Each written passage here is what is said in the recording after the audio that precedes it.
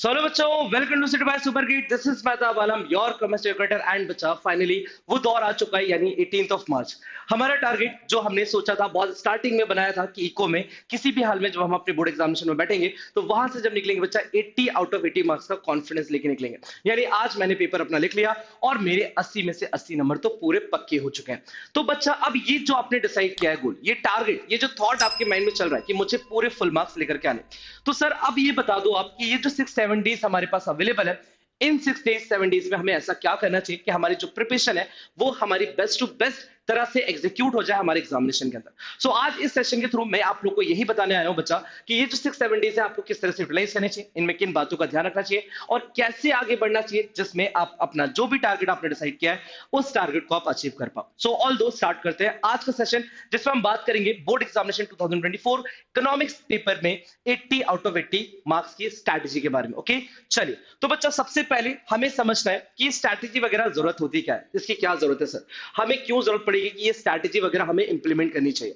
तो बेसिकली बच्चा, प्लान सब लोग करते हैं, बहुत सारे लोग जो भी एग्जाम देने वाले हैं इस साल, जो भी एस्पिरेंट है, सब लोग प्लान करते हैं। बट क्या वो प्लान को एग्जीक्यूशन मिलता है? नहीं मिलता है, एग्जीक्यूट करना पड़ता है। एंड वो एग्जीक्यूशन के लिए कहीं ना कहीं हम बोल सकते हैं एक स्ट्रक्चर रेडी करना, एक तरह से प्रोसेस पूरी तरह से रेडी करना कि भाई हम किन प्रोसेस को फॉलो करते हुए अपने एग्जामिनेशन वाले डे तक पहुंचेंगे।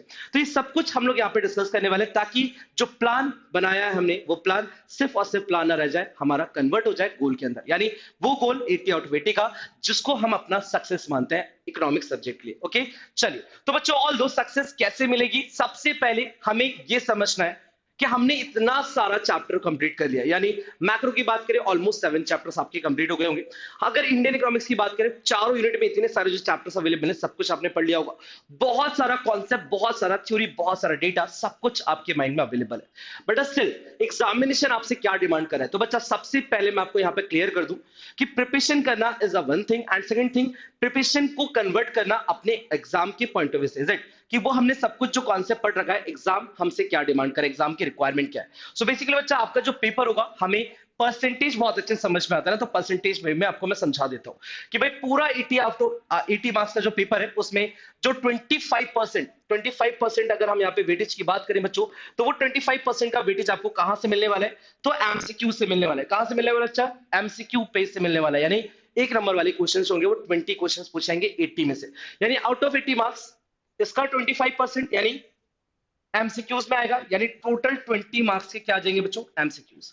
सो जब भी हम किसी टॉपिक को पढ़ेंगे इस चीज का ध्यान रखेंगे कि अगर यहां से एमसीक्यू आ रहा है तो एमसीक्यू का अपने आप में बहुत ज्यादा इंपॉर्टेंस है, बिकॉज 20 मार्क्स देगा वो हमें। ओके, और फिर अगर हम बात करें बच्चा अपने 80 मार्क्स के पेपर में से बाकी का 30%, यानी 30%, या पहले हम लोग यहाँ पे बात कर लेते हैं, बाकी का 15% क्या होगा हमारा 3 मार्क्स का, यानी टोटल 80 मार्क्स का 15% यानी 12 मार्क्स। ओके, एंड ये 12 नंबर की क्या आएंगे बच्चा? आपके 3 नंबर वाले क्वेश्चंस।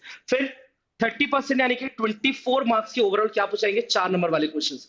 और इसी तरह से बच्चा बाकी का 30% 6 नंबर में कन्वर्ट होगा, यानी इसके 4 क्वेश्चंस आएंगे, एक क्वेश्चन 6 नंबर का, टोटल 24 मार्क्स आपको मिलेंगे इन 6 नंबर वाले क्वेश्चन से। तो ओवरऑल आपने अपना पैटर्न समझ लिया कि भाई हमें जो 80 मार्क्स का पेपर मिलेगा उसमें क्या किस तरह से सेक्शन क्लासिफाइड है। तो 20 नंबर का एमसीक्यू, देन उसके बाद हमने बात करी कि सर टोटल 15% यानी कि 12 मार्क का 3 नंबर वाले क्वेश्चंस, देन उसके बाद हमने समझा यहाँ पर टोटल 24 मार्क का 4 नंबर वाले क्वेश्चंस एंड 24 का आपका 6 मार्क वाले क्वेश्चन। तो जब आप अपनी प्रिपरेशन में आगे बढ़ेंगे तो आपको बहुत अच्छे से समझना है कि इस चैप्टर से 3 नंबर वाले क्वेश्चंस आते हैं, यस, तो आप इस चैप्टर से, इस टॉपिक से 4 नंबर वाले क्वेश्चंस आते हैं या एमसीक्यूज आते हैं। सर ये कौन हमें बताएगा कि किस टॉपिक से किस किस तरह के क्वेश्चंस बनते हैं? ओके, ताकि हम अपने अपने पूरा का पूरा कॉन्सेप्ट्स को क्या कर सके, कंप्रेस कर सके, सेग्रीगेट कर सके। तो इसके लिए बच्चा आपका अगला टास्क होगा इस चीज को समझना कि प्रिपेयर योरसेल्फ अकॉर्डिंगली। जब आप प्रिपरेशन कर रहे हो तो कुछ चीजें ध्यान रखिएगा। जब भी इन 7 डेज में आप अपनी प्रिपरेशन को आगे बढ़ाएं, सबसे पहला थॉट होगा, आप स्टार्टिंग के 2 या 3 दिन जितने भी आपको लग रहे हैं, आप सबसे पहले अपना पूरा फुल कोर्स रिवाइज कीजिए। सर मैंने तो बहुत अच्छे से किया हुआ बहुत पहले, मेरे को बहुत अच्छे से आता है सर, मैंने अभी बहुत सारे चैप्टर्स पढ़े ही नहीं, कुछ भी रीजंस हो, सबसे पहला फोकस होगा, हम कुछ भी मोस्ट एक्सपेक्टेड क्वेश्चंस ले लाएंगे, पहले सबसे पहले कंप्लीट करेंगे पूरा सिलेबस, यानी रिवाइज करने का। अगर आपको लगता है कि एग्रीगेट डिमांड एग्रीगेट सप्लाई आपको बहुत अच्छे से आता है, जरूरत नहीं है, बट स्टिल उसको एक बार रिवाइज दोबारा से करो, बाकी सारे फॉर्मुले वापस रिवाइज करो, नेशनल इनकम वापस रिवाइज करो, इंडियन इकोनॉमिक डेटा वापस रिवाइज करो। तो स्टार्टिंग में फर्स्ट 2 डेज हमारा सब कुछ फोकस होगा अपनी फुल कोर्स रिवीजन के लिए। इसके लिए सर क्या करें, कैसे रिवीजन करें, सर बहुत टाइम लग जाता है, तो मैं आपको बताऊंगा कि ये काम कैसे पॉसिबल इज इट। आगे बात करेंगे बच्चा, जैसे आपका फुल कोर्स रिवाइज हो जाएगा, अगला टास्क होगा ये समझना कि जो कॉन्सेप्ट्स हमने पढ़े हुए हैं उन कॉन्सेप्ट से क्वेश्चंस किस किस तरह के पूछे जाते हैं। तो उसके लिए हम लोग पिक करेंगे प्रीवियस ईयर के क्वेश्चंस, बट कब, रिवीजन कंप्लीट होने के बाद। हमारा थॉट होगा प्रीवियस ईयर के पेपर को समझना, चाहे 2 साल के लगा लो, 3 साल के लगा दो, जितना टाइम हमारे पास अवेलेबल है उसके अकॉर्डिंग आप प्रीवियस ईयर के क्वेश्चन पेपर को समझोगे यहाँ पर कि किस किस तरह के क्वेश्चंस पूछे गए थे एंड क्या वो क्वेश्चंस करने के लिए हम केपेबल थे, या हमें पूरी तरह से क्लैरिटी है उन क्वेश्चंस की। तो बच्चा दूसरा कॉन्सेप्ट हमारा ये हो गया, फर्स्ट एंड सेकंड। थर्ड होगा बच्चा वैरायटी ऑफ क्वेश्चंस। अब सबसे ज्यादा बड़ी प्रॉब्लम इकोनॉमिक्स में क्या होती है बच्चों, कि सर क्वेश्चंस इतने डिफिकल्ट होते हैं या टिपिकल होते हैं, या सर इतने डिफरेंट लैंग्वेज के साथ पूछे जाते हैं कि हम लोग कहीं ना कहीं बहुत ज्यादा कंफ्यूज होते हैं आंसर लिखते टाइम, कि यार समझ में तो क्वेश्चन आ रहा है किस चैप्टर से पूछा गया है, बट इसका एग्जैक्ट आंसर क्या हो सकता है, क्या लिखना है, कितना लिखना है। तो भाई ये जो क्वेश्चन को रीड करने के बाद जो कंफ्यूजन क्रिएट होता है माइंड में, सर इन कंफ्यूजन को कैसे दूर करें, सर अवेलेबल है ना, बता देंगे, टेंशन मत लो। आगे बात की बच्चा, सब कुछ अगर ये हो गया तो लास्ट चीज होगी आपकी मोस्ट एक्सपेक्टेड क्वेश्चंस को लाइक रेडी करने की, यानी इस साल कौन कौन से तरह के, किस किस तरह के क्वेश्चंस, किस टाइप के या किस पैटर्न में क्वेश्चंस पूछे जा सकते हैं, उस पे फिर प्रैक्टिस करना, एंड वो प्रैक्टिस जितनी कर पाओ। एंड लास्ट डे पे फिर हम रैपिड रिवीजन, जो पॉइंट्स टू रिमेंबर हम बोलते हैं बच्चा, कि लास्ट डे पे जितना जो चीजें आपको लगता है कि हम भूल जाते हैं या एग्जामिनेशन में जाने से पहले एग्जैक्ट वो चीज आपको पता होनी चाहिए, वो आपका रैपिड रिवीजन लास्ट डे पे कंप्लीट करोगे आप, एंड उसके बाद फिर तो ऑब्वियस एग्जाम में पहुंचोगे, एग्जाम दे दोगे, इज इट। और एग्जाम दोगे तो इतना सब कुछ अगर आप करके जाओगे, इतना स्ट्रक्चर्ड मैनर में अगर आप सब कुछ कंप्लीट करके जाओगे, तो एग्जाम में एक अलग लेवल का आपका कॉन्फिडेंस होगा, जो बाकी लोगों से आपको अलग बनाएगा, एंड बाकी लोगों से जो बाकी लोग के मार्क्स जो 70 60 65 पे लेके आके रह जाते हैं, वो आप नहीं रहोगे उस कैटेगरी में, आप उससे जंप करोगे एंड 80 का जो टारगेट आपने डिसाइड किया आप उसको अचीव करोगे। सो बच्चा ऑल दो यहां तक तो चीज समझ में आई, एंड फिर इंपॉर्टेंट चीज है, चलिए तो यहाँ पे इंपॉर्टेंट चीज ये ध्यान रखिएगा, जो मैंने ये सब चीजें बताई है इसका तरीका भी मैं आपको बता दूंगा कि ये सब चीजें आप कैसे कर सकते हो, या इसमें मैं आपकी किस तरह से हेल्प करने वाला हूं, ओके। बट उसके बाद मैं आपको बता दूं कि आपका पूरा इकोनॉमिक्स का जो लाइक सेक्शन है, वो सेक्शन 2 सेक्शन में आपके पेपर्स आएंगे।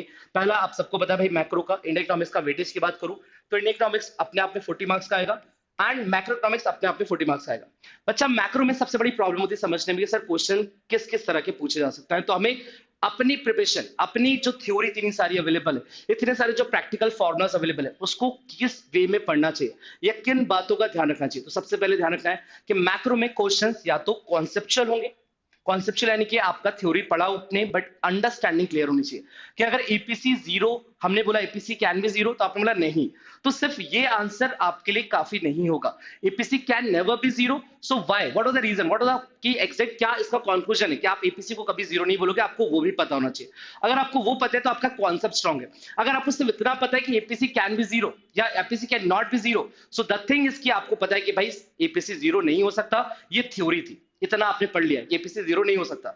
अगर आपने ये पढ़ रखा है कि एपीसी 0 क्यों नहीं हो सकता, व्हाट इज द रीजन, सो आपकी कॉन्सेप्ट स्ट्रांग है। तो हर चीज को कॉन्सेप्चुअल रेडी करो, कॉन्सेप्चुअल वे में आप समझो कि यार हर थॉट प्रोसेस आपका किसी भी टॉपिक का क्लियर होना चाहिए conceptually, okay. Then again practical questions आपको देखने के लिए मिलेंगे, मैक्रो से 2 से 3 क्वेश्चंस देखने के लिए जरूर मिलेंगे, जो अच्छे खासे नंबर्स के होते हैं, यानी कि आउट ऑफ 40 क्वेश्चंस हम मान सकते हैं अराउंड 12 to 14 मार्क्स का क्वेश्चन जो है आपका वो प्रैक्टिकल बेसिस होगा, एग्रीगेट डिमांड एग्रीगेट सप्लाई से एंड नेशनल इनकम से। तो मैक्रो पढ़ते टाइम इन 2 बातों का ध्यान रखें। इन इकोनॉमिक्स में सबसे पहले फैक्ट बेस, अब फैक्ट में सब कुछ कवर हो रहा है, डेटा कवर हो रहा है, ईयर्स हो गए, डेट हो गए, योजनाएं हो गई, फुल फॉर्म हो गया, ये सब कुछ कवर होगा। तो पहले फैक्ट बेस सारे कंप्लीट करने, आपका फैक्ट कंप्लीट होना चाहिए, यानी जितनी भी इंपॉर्टेंट फैक्ट्स थे वो सब कुछ हमने या तो वन पेजर बना के नोट डाउन किया होगा, हम उसको रिवाइज करते रहेंगे कंटिन्यूसली। एंड दूसरा बच्चा रिलेटेबल, तो सिर्फ और सिर्फ फैक्चुअल क्वेश्चंस नहीं आएंगे, रिलेटेबल क्वेश्चंस भी देखने को मिलते हैं बच्चा इन इकोनॉमिक्स से, कि जनरली अगर ऐसा हुआ था तो उसी से मिलता जुलता क्वेश्चन आ गया, लाइक इमेज बेस्ड क्वेश्चंस भी यहाँ पे मिल जाते हैं, असर्शन रीजन फॉर्म में क्वेश्चंस मिल जाते हैं। आपको कुछ ऐसे डेटा वगैरह आपको दे दिया जाता है, उस डेटा की स्टडी करने के लिए बोल दिया जाता है, चाहे वो इंडेक्स हो या सपोज करो किसी भी तरह का human development like capital formation से रिलेटेड क्वेश्चंस आ जाए, पॉवर्टी से रिलेटेड आ जाए, तो आप ये थॉट प्रोसेस अपना क्लियर रखेंगे कि सर हमें इसमें भी प्रॉब्लम नहीं। करेक्ट। अब एक चीज जो बहुत इंपॉर्टेंट है बच्चा, डे वाइज प्लान, यानी आप अपने दिन की शुरुआत करें इन 7 दिनों में, 6 दिनों में। तो आप अपने दिन की शुरुआत करते टाइम इस बात का जरूर ध्यान रखेगा कि आपके दिन में जो आवर्स हैं और जो स्टडी के आवर्स हैं उनको आप किस तरह से क्लासिफाई कर सकते हो। बच्चा मॉर्निंग की शुरुआत होनी चाहिए आपकी इंडियन इकोनॉमिक्स के साथ। आप इंडियन इकोनॉमिक्स को रीड जरूर करें, स्टार्टिंग में ही आप मॉर्निंग में उठें और अपना इंडियन इकोनॉमिक्स रेडी करना चालू कर दो। आपने जो साल भर बुक्स यूज की, बहुत सारे बच्चे कंफ्यूज होते हैं कि सर क्या हमें एनसीईआरटी पढ़ के जाना चाहिए, सर क्या हमने जो साल भर दूसरी बुक्स यूज की है संदीप गर्ग एंड ऑल, तो क्या सर उतना इनफ नहीं होगा। बच्चा जो बुक से आप पढ़ते हो आप उसी बुक को लास्ट के 7 डेज में भी कंटिन्यू करोगे। आपके पास एक्स्ट्रा टाइम है तो आप डेटा एंड फैक्ट्स वगैरह एनसीईआरटी से ढूंढ सकते हो, कोई प्रॉब्लम नहीं है। बट द थिंग इज कि अगर आपने उस चीज किसी दूसरी फर्दर बुक से पढ़ा है, आप उसी पे स्टिक रहो। ओके, तो दिन की शुरुआत अराउंड 1.5 से 2 घंटा आप किसको दोगे, इकोनॉमिक्स को रीड करने में। फिर दूसरे सेकंड जो हमारा फेस होगा स्टडी का, थोड़ा बहुत ब्रेक लेने के बाद, वो मैक्रो इकोनॉमिक्स की प्रैक्टिस पे होगा। और प्रैक्टिस जब मैं बोल रहा हूं तो सिर्फ और प्रैक्टिस, सिर्फ और सिर्फ प्रैक्टिकल क्वेश्चंस नहीं, यानी कुछ थ्योरेटिकल क्वेश्चंस को भी लिख के देखो या पिछले साल के पेपर सॉल्व कर लो, आपको दिखेगा कि भाई कैसे कैसे क्वेश्चंस हमसे पूछे गए। ठीक है, तो ये वाला थॉट हो गया। अब आगे बच्चा ये ध्यान रखिएगा, आपके दिन भर के शेड्यूल में एक चीज और ऐड होनी चाहिए, वाईटी सेशंस। यानी कि यूट्यूब पे जो सेशंस चल रहा है, इंपॉर्टेंट सेशन चल रहा है जिसमें मैं आपकी बहुत ज्यादा हेल्प करने वाला हूं, कैसे मैं आपको बताऊंगा। बट स्टिल आप वाईटी पे जो इंपॉर्टेंट सेशंस होते हैं, लास्ट मिनट रिवीजन होते हैं, मोस्ट एक्सपेक्टेड क्वेश्चंस की जो सीरीज होती है, ये जरूर आपको देखना है। एंड सुपर ग्रेड्स आपको बहुत सारे सेशंस प्रोवाइड करने वाला है, तो उसके बारे में इन्फॉर्मेशन सेशन के एंड में देने वाला हूं, ध्यान से बने रहिएगा सेशन के एंड तक। आगे बात करेंगे बच्चा, सब कुछ होने के बाद आपके 2.5 घंटे या 2 घंटे 2.5 घंटे जैसा भी मान लें हम लोग, focus on exam pattern questions. बच्चा इन लास्ट डेज पे जब आप प्रैक्टिस करने की बात करते हो ना, तो आपके एग्जाम पैटर्न क्वेश्चंस की प्रैक्टिस करो। इसके लिए आप सैंपल पर यूज कर सकते हो, इसके लिए आप लोग प्रीवियस ईयर का पेपर भी यूज कर सकते हो, या इसके लिए जो एक्सपर्टीज लोग लाइक जो रखते हैं बोर्ड्स में, जो टीचर्स आपके पास वैसे अवेलेबल है, या आपको पता है कि सर यहाँ पर बहुत सारे क्वेश्चंस करवाएंगे, उन क्वेश्चंस को आप लोग लगा सकते हो, या यहाँ पर मैं आप लोग को पीडीएफ भी प्रोवाइड कर दूंगा जो क्वेश्चंस आप लोग को लगाने चाहिए। ओके, लास्ट टाइम पर, यानी कि 7 डेज 8 डेज के अंदर हम आगे बढ़ेंगे बच्चा। तो हम इस बात का और ध्यान रखेंगे कि सिंपल सा थॉट है, ये अपना एक चक्र है।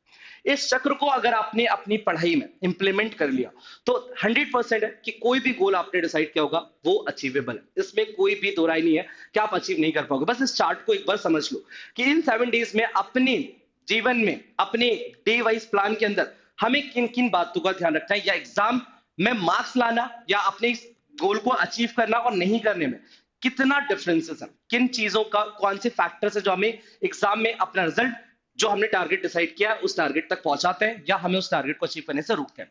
तो कुछ चीजें मैं आपको समझा दूं। पहली चीज क्या है बच्चा, टाइम मैनेजमेंट। आपको हमेशा अपने आप को स्किल रेडी करना है कि भाई एग्जाम में ऐसा ना हो कि पेपर आता हुआ छूट जाए। तो आप स्टार्टिंग से ही कोशिश करो कि टाइम को मैनेज करना आप सीख लो कि 3 घंटे का जो पेपर होगा वो मैं कैसे करूंगा, क्या कैसे करूंगा, या दिन भर का जो मेरा टाइम चल रहा है प्रिपरेशन का, एक दिन है 8 घंटे में अगर मेरे को लगता है कि मैं पढ़ रहा हूं तो ठीक है, अगर कुछ छूट रहा है तो आप अपनी पढ़ाई को 10 घंटे कर दो। अगर आपको लगता है कि 6 घंटे में मेरा कवर हो रहा है, 6 घंटे कर लो।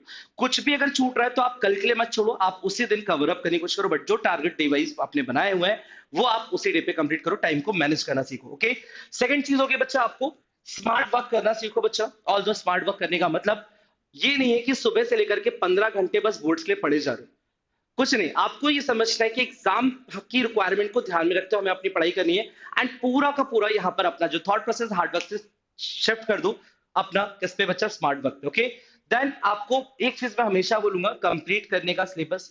कभी भी बच्चा कुछ चैप्टर्स आपको नहीं बन रहे, आप उसका वन शॉट देख के जाओ, आप उसको रिवाइज कर लो, आप उसको जो इंपॉर्टेंट कुछ टॉपिक्स है वो पढ़ के जाओ, बट कोशिश करो कि आप 100% कोर्स को कंप्लीट करके ही पहुंचो। अगर आपने सपोज कुछ पढ़ा ही नहीं, कुछ चैप्टर ही आपने छोड़ दिया, अगर उससे क्वेश्चन इजी भी आ गया तो वो आपको नहीं बनेगा। तो इन लास्ट डेज में हमें उन चैप्टर्स को सबसे पहले कवर अप कर लेना है जो चैप्टर्स हमें नहीं बन रहे थे। अब उसके लिए आप लोग कमेंट सेक्शन में बता सकते हैं कि कौन से चैप्टर्स आपको नहीं बन रहे हैं, मैं उसके लिए वन शॉट आपको यहाँ पर प्रोवाइड कर दूंगा। आगे बढ़ते हैं बच्चों, एंड हमने एक ध्यान रखना है फोकस माइंड। फोकस माइंड होना बहुत जरूरी है, हर चीज में एक्टिव रहना, पढ़ते टाइम कुछ सोचना मत। मैक्सिमम लोगों के साथ ये चीज होती है जब वो पढ़ाई कर रहे होते हैं, क्या होगा यार एग्जाम टफ आ गया तो क्या होगा, मैंने तो ये भी नहीं पढ़ा है, मैं तो ये चीजें भूल रहा हूं, अपने आप को फोकस नहीं रखते और आधे टाइम आपका माइंड डाइवर्ट हो जाता है, जिसकी वजह से क्या होता है, आती हुई चीज भी या तो आप नहीं दोबारा पढ़ पाते हो, या आती हुई चीज लास्ट डेज में रिवाइज नहीं करने की वजह से वो भूल जाते हो। तो अपने आप को हमेशा फोकस रखना है, 2 घंटे की स्टडी करो बट फोकस वे में करो, 6 घंटे की स्टडी करो तो भी फोकस होना चाहिए। ऐसा नहीं कि 15 घंटे पढ़ तो रहे बट आउटपुट 2 घंटे का ही निकाल पा रहे हो, तो ऐसा बिल्कुल भी ना हो। जब आप पढ़ने के लिए पूरी तरह से रेडी हो आप तभी पढ़ो। ओके, आगे बढ़ते हैं बच्चा और बात करते हैं यहाँ पर रेफर एनसीईआरटी फॉर डेटा। तो बच्चा कुछ इंपॉर्टेंट चीजें जो आपको कहीं ना कहीं कंफ्यूज करती है, कंफ्यूजन क्रिएट करती है आपके माइंड में, तो उस सिनेरियो में आप एनसीईआरटी को गो थ्रू कर सकते हैं सिर्फ उसी पार्ट के लिए। पूरी एनसीईआरटी पढ़ने की जरूरत नहीं है, बट द थिंग इज कुछ अगर आपको डाउट लगता है या कुछ चीजों में आपको प्रॉब्लम्स होती है तो आप एनसीईआरटी गो थ्रू कर सकते हैं। लिस्ट ऑफ इंपॉर्टेंट टॉपिक्स बच्चा, सिंपल सा थॉट है, जब बहुत बड़े बड़े टॉपिक्स होते हैं उस टॉपिक में क्या एग्जैक्ट बात कही जा रही है, कौन सी चीज बहुत ज्यादा इंपॉर्टेंट है वो निकालना। इतने बड़े टॉपिक से कुछ इंपॉर्टेंट चीजें निकाल लेना, उसके कीवर्ड्स बना लेना, इस तरीके से आपको पढ़ाई करनी है। एग्जैक्ट पूरा रट्टाफिकेशन पे नहीं चलना। अगर इकोनॉमिक्स में बहुत सारा अवेलेबल है डेटा, तो क्या चीजें हमारी इंपॉर्टेंट है, पूरी बड़ी बात बड़े से पैराग्राफ में कहना क्या चाहता है वो 2 बातों को समझ लो, काम खत्म हो जाएगा। तो अपनी प्रिपरेशन में इस चीज को भी इंप्लीमेंट करना है। एंड द लास्ट यानी आगे बढ़ेंगे बच्चा, कॉन्सेप्ट क्लैरिटी। अब एक कॉन्सेप्ट क्लैरिटी का मतलब क्या है बच्चा, यहाँ पे कॉन्सेप्ट टूल बना है सेटिंग वाला, यानी अगर लग रहा है आपको कुछ गलत हो रहा है, कुछ चैप्टर में प्रॉब्लम अभी भी हो रही है। हमने जब प्रीवियस ईयर का पेपर सॉल्व किया, सैम्पल पेपर सॉल्व किया, तो कुछ टाइप के कुछ पर्टिकुलर टाइप के क्वेश्चंस नहीं बने, तो आप उसको ठीक करना चालू कर दो ताकि आपको क्लैरिटी प्रोवाइड हो जाए। अब उसके लिए आप किसी से डिस्कस कर सकते हो, डाउट सॉल्व कर सकते हो, या सारी चीजें प्रॉब्लमेटिक जो भी है आप उस प्रॉब्लम को समझ के समझा, मतलब अपने आप को समझा के और वो प्रॉब्लम्स को हटाते जाओ, रिमूव करते जाओ, इंस्टेड ऑफ कि आपको पता था कि वो चीज आपके लिए प्रॉब्लमेटिक है और आप उसको ठीक नहीं करा आपने और आपके एग्जाम में कहीं ना कहीं उसकी वजह से नेगेटिव इंपैक्ट आ गया, तो ये भी नहीं होना चाहिए। Last will be utilization of time. Examination में या जो पर्टिकुलर प्रिपरेशन में आपका टाइम, जो हमने बोला स्टार्टिंग में मैंने वहीं से की थी टाइम से, एंड भी मैं यहीं पे कर रहा हूं कि हमेशा क्लॉक को सामने रख के पढ़ाई कर लो बच्चा। ऑल दो ये ध्यान रखिएगा, बहुत सारे लोग बोलते हैं कि चैप्टर्स डिसाइड कर लो दिन भर में और वो पूरे कर लो, टाइम नहीं बच्चा। बट द थिंग इज कि जब क्वेश्चंस कर रहे हो और एक क्वेश्चंस को आपको सॉल्व करने में बहुत मजा आ रहा है और आपने उसका फाइनल आंसर भी निकाल लिया, बट वो फाइनल आंसर निकालते निकालते आपके 30 मिनट जा चुके थे। अगर क्लॉक होगा तो आपको पता चल जाएगा कि भाई ये क्वेश्चन एक्यूरेट तो हो गया, बट स्टिल इसमें टाइम ज्यादा लग गया, जिसकी वजह से नेगेटिव इंपैक्ट देगा एग्जाम में, बिकॉज कोई आता हुआ क्वेश्चन हमें छोड़ के आना पड़ेगा, क्योंकि टाइम तो हमारे पास कहीं ना कहीं रिस्ट्रिक्टेड है, 3 घंटे ही मिलेंगे। तो बेसिकली हर टाइम पर जब भी आप क्वेश्चंस करते हो अपना एक टाइमर सेट करो और उसी टाइमर के अंदर अंदर कोशिश करो कि आप उनको कॉन्सेप्ट को या उस क्वेश्चन को कंप्लीट कर पाओ। अब लास्ट में बच्चा मैं आपको बता दूं कि जिसके लिए मैंने आपको बोला था कि ये जो मेन स्ट्रैटेजी थी हमारी कि हमें इन डेज में कैसे कैसे आगे बढ़ना है, complete syllabus, then previous year questions, then variety of questions and most expected questions. तो बच्चा ये आपको सर के साथ में यहाँ पर आगे बढ़ना है इस प्रिपरेशन के साथ, यानी यहाँ पे सर आपको बहुत सारे सेशंस यूट्यूब पे ही प्रोवाइड करने वाले हैं, जिसमें हम लोग सबसे पहले पूरा कोर्स कंप्लीट करेंगे, जिसको हम बोल रहे हैं महामैराथन, जो हम लेकर के आ रहे हैं, जिसमें पहला सेशन जो होगा वो मैक्रो का होगा, जिसमें मैक्रो कंप्लीटली साथ में मिलकर सॉल्व करेंगे। फिर दूसरा मतलब सॉल्व जैसे सब कुछ रिवाइज कर लेंगे। ओके, सेकंड होगा इंडियन इकोनॉमिक्स, यानी साथ में मिलकर पूरा इंडियन इकोनॉमिक्स कंप्लीट करेंगे। ओके, एक एक छोटी छोटी बात जो आपकी एग्जामिनेशन में पूछी जा सकती है वो सब कुछ कंप्लीट करेंगे, तो पूरा कोर्स रिवीजन आपका मेरे साथ हो जाने वाला है इसी चैनल पे। फिर बच्चा प्रीवियस ईयर के क्वेश्चंस पेपर को मैं यहाँ पे डिस्कस करने वाला हूँ, जिसमें पूरा का पूरा सीबीएसई का माहौल होगा, यानी सीबीएसई के क्वेश्चंस को लेंगे हम एंड उनकी लैंग्वेज को समझेंगे, सॉल्व करेंगे, तो ये भी आपको इसी चैनल पे मिलने वाला है। तो बच्चा मैं बहुत एग्रेसिव हूँ till your examination and after your examination also. Exam देके जब आप आओगे वापस इसी चैनल पे तो आपको ऑब्वियसली सारी चीजें वही आने वाली है जो चीज मैं यहाँ पर समझाने वाला हूँ, बिकॉज मैंने पूरा का पूरा पेपर जो 10 साल का है वो पूरा का पूरा एनालाइज किया है एंड कुछ इंपॉर्टेंट चीजें जो मुझे वहां से मिली है वो इसी चैनल पे जो अपने सेशंस होंगे उसमें मैं इंप्लीमेंट करूंगा, तो आप उन सारे सेशंस का पार्ट रहिएगा।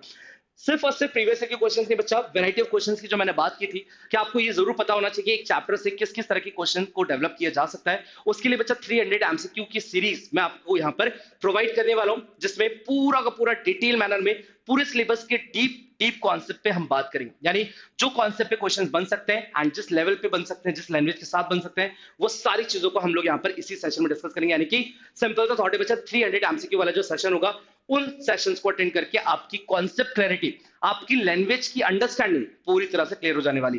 And last will be your most expected questions and सबसे इंपॉर्टेंट सेशन जो कि 18 मार्च को मॉर्निंग में 5 से 6 बजे का राउंड आपको मिलने वाला है, वो होगा पॉइंट्स टू रिमेंबर, यानी एग्जाम में जाने से पहले क्विक रिवीजन जो होता है ना, लास्ट मिनट रिवीजन जो होता है ना, जो एग्जाम में जाते जाते टाइम आप लोग बाइक पे बैठे बैठे पढ़ रहे होते हो, आप लोग ऑटो में जाते जाते पढ़ रहे होते हो, आप लोग कार में जाते जाते पढ़ रहे होते हो, वो चीजें मैं आप लोग को 18 मार्च को सुबह करवाने वाला हूं। तो एग्जाम में जाने से पहले वो सेशन बिल्कुल भी नहीं भूलना है बच्चों। तो बेसिकली इन्हीं सारी बातों के साथ अभी हम इस सेशन पे यानी इस सेशन से मैं विदा लेता हूं, ताकि मैं अगले फर्दर बहुत सारे सेशंस की प्रिपरेशन आपके साथ मतलब यहाँ पे करवा पाऊं, एंड उसके लिए मुझे भी बहुत सारी तैयारी करनी है। तो बस बच्चा मिलते हैं अपने आगे अपकमिंग बहुत सारे सेशंस के अंदर, एंड अभी के लिए thank you so much, take care and bye bye.